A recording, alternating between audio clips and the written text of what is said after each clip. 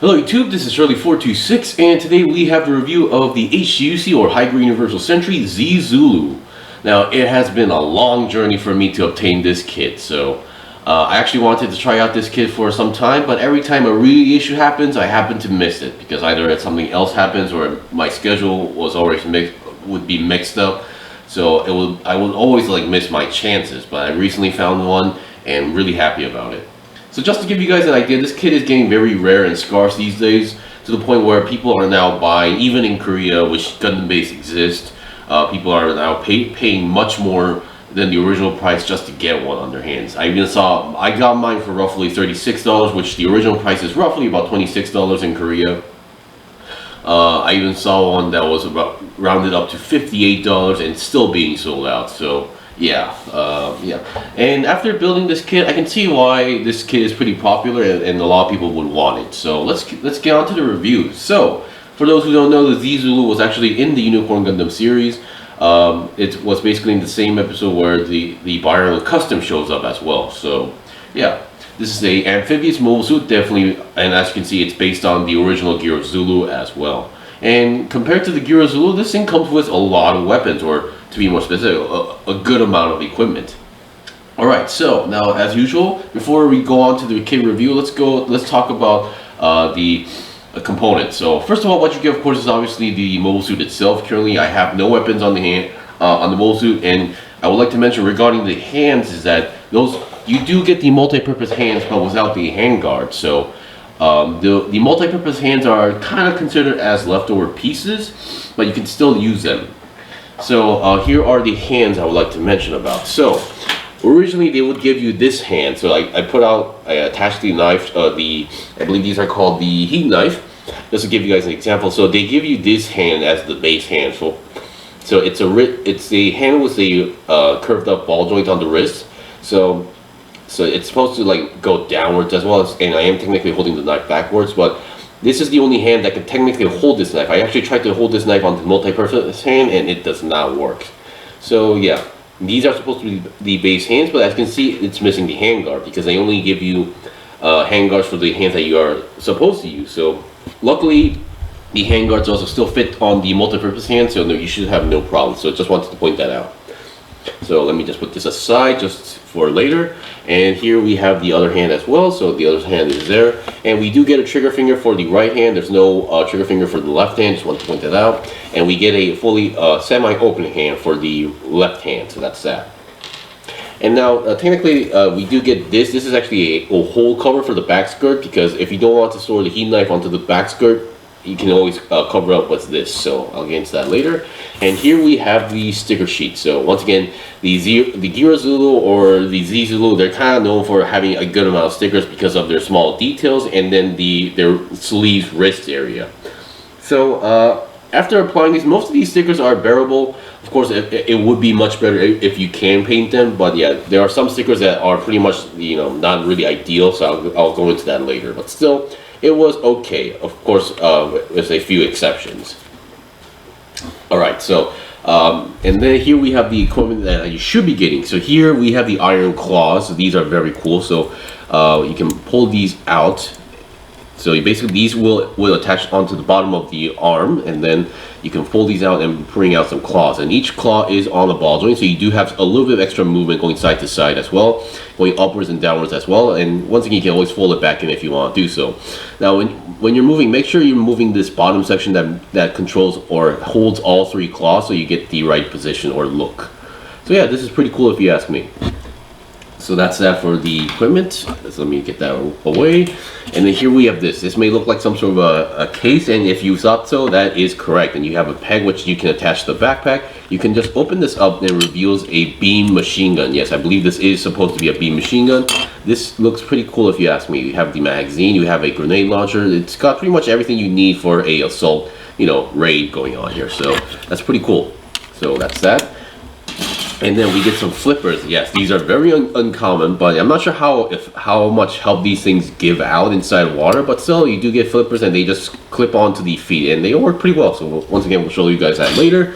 And finally we get the knife storage unit, or the sheaths for the heat knife. So obviously the other one is on the hand. You can just pull this out and plug this in back in, and it doesn't fall off that easily. And then we have a peg on the back so you can attach to the back skirt. Alright, so before we go on to articulation, once again, there are some leftover parts, so let's go over those leftover parts as well. And sorry about that noise, the mic just hit something, so yeah. Alright, so number one, we get some double plates here, so let's see what we got. So number one, here we have some plates. Since these are double plates, I'll only show you guys one.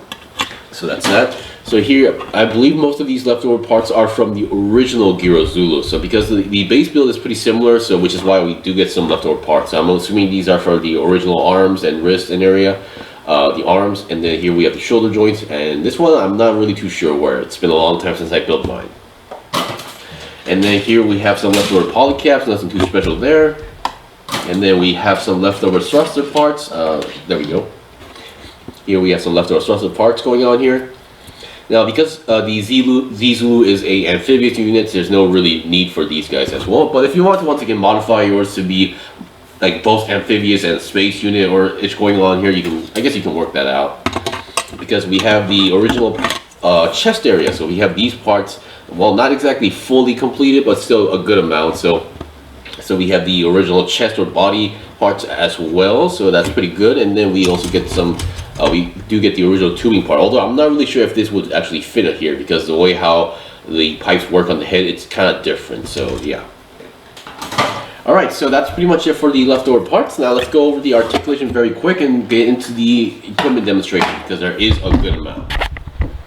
Alright, so let's see what we got. So let's start with the head. Obviously the head is a very mono-eye, Zaku-ish style going on here.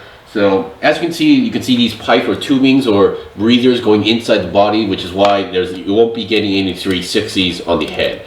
Well, you can lift up the head a little bit as well, so that's pretty good.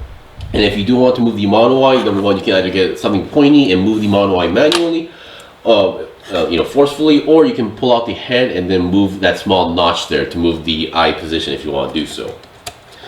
Alright, so that's pretty much it for the head. Now let's look at the main body. So the main body, pretty chunky. If you take out, now because there's no equipment here, it does feel a little bit chunky on the top, and it may feel like he has long legs, but once again, it's all about preference. So just to point out stickers, this symbol here is a sticker, this is a sticker, this part is a sticker as well. I feel like now this is a lighter blue, so on the behind section it will be the same color as this blue here, this one here. Wait, actually no, this section, because this is actually carved off here, so it should be the same blue as here. So if you don't mind that, all you need to do would be to add some panel lining here, because the inscribings are on the part as well. And you can see these small blue dots going on here, even on the front. Those are all stickers. So that's 1, 2, 3, 4, 5, 6, 7, 8, 9. So that's 9 stickers as well. And if you count this, that would be 10 stickers as well. But once again, these are one of the bearable ones, so no big deal. So okay, once again, the main body, there's not much movement on the body. I mean, there is a little bit of wiggle, but that's just pretty much it going on here. And for the arms, you do get a forward and backward movement joint going on here. But once again, this part is kind of colliding with the body, so I think it could go slightly more, but once again, it's just a design issue going on here. And then 360 should be possible. Going to the side, less than 90 degrees because of the design here and space. And then bend is only roughly about 90 degrees. So this kit was from, I believe, is a 2011 or 2012 kit if I remember correctly. So which is why the articulation may not be up to par with certain kits. So let me check the box real quick. Yeah, it's a 2011 kit. So yeah. And the hands are your typical ball jointed hands. And then here are the worst stickers here, which are the sleeves markings. So there's a back section right over here and the front section right over here. So if you can color these white sections, that would be great, because because behind the sticker is a black section with the engravings of the sleeves. So if you have a small painting system going on here, you can definitely color that out. And once again, here we have more stickers, these white and black dot stickers. Those are 2 stickers on the arms, and so on the other arm, that's 4. Alright, so we've seen that as well. Let's get the backpack. The backpack is very simple. These white sections here on the backpack thrusters or vents are stickers. So this is a sticker, this is a sticker, so that's 2 stickers per backpack, so that's 4 white stickers, and these are not easy to apply, so yeah. And here we have more dot stickers going on here. These are actually on pegs, so you can take them out pretty easily if you want to do so. And you can see the hole there, that is where you attach the machine gun storage unit. And here we have that back section here where you can attach the knives. Alright, so that's pretty much it for the main body. Let's get the front skirt. Now the front skirt is very weird. I don't think you can split this up, because once again, this is a whole entire single piece going on here. So if you want to split it up, you have to split this middle, and then there's a joint where it looks like you can split it, but there's not enough clearance. So you're gonna need like a very thin saw to actually cut that off. So I don't think this is meant to be split up. Just to give you guys a heads up. But still, if you can do, if you want to, and if you can, no one's stopping you. And here we have more stickers here, white dot going on here as well, and then there's one on the back as well. So you have a lot of these white dot stickers going on here. And then back skirt does, the front skirt can move a little bit to the front, and then side skirts do move. Back skirt does not move at all. Now the entire leg is connected as a ball joint connection. So yeah, once again, that's the way how it is. So going to the side won't be necessary, or you can't be going to the side. And then bend wise, you can get only roughly about a 90-degree bend going on here. And then you have these pipes going on here. Once again, pretty cool design if you ask me. And then what you're supposed to apply is, you can see this inside here, that is actually a separate piece, and they want you to apply one of these type of stickers on top of that. So once again, I don't think that's going to work pretty well, so I decided not to. Just to give you guys an idea, each sticker below there, they have some engravings on there. So if you want to be more accurate in terms of looks and size regarding these details, you can definitely color that as well. And then they even for some reason tell you to apply one of those giant versions of these white stickers on here, and this is like not a flat surface, so which is why I did not apply that. So yeah. And feet are your typical ball joint feet, so no big deal. You get a nice pivot joint, and going forward and backward should be no problem as well. Alright, so we've seen the basics of the unit. So the articulation is a little bit, limiting. Considering its age, I say that's it's okay for the articulation, but I do like the equipment setup going on here. So I'll be right back with that setup.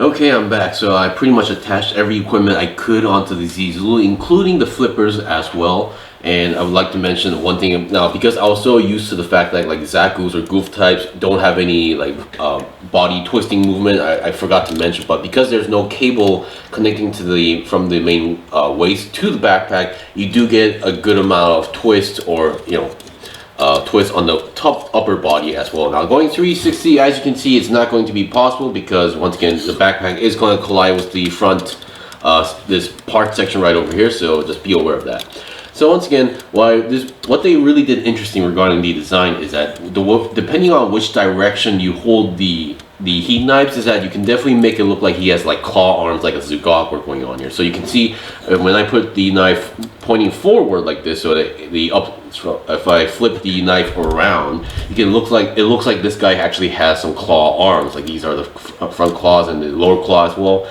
But when in reality, it's actually just him holding the knife like this. So if you hold it the more proper way around, you can definitely tell it's not going to look like the claw arm, but still you get the idea. So yeah, pretty cool.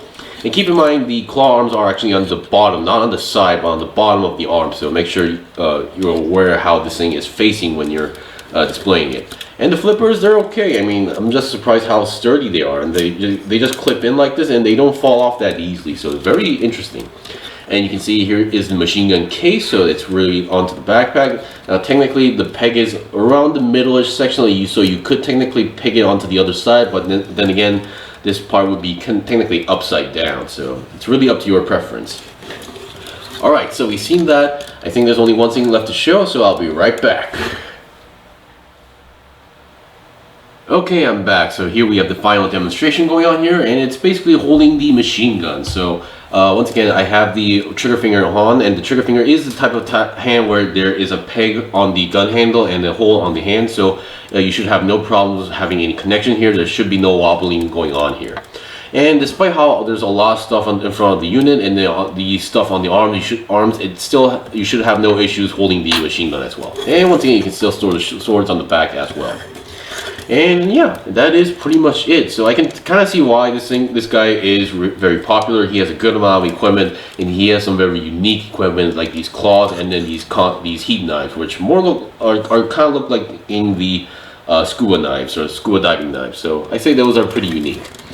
And the only issue I would say is the amount of stickers, or to be more specific, the stickers that are on the wrist. If it were for those, I would say this kit is awesome.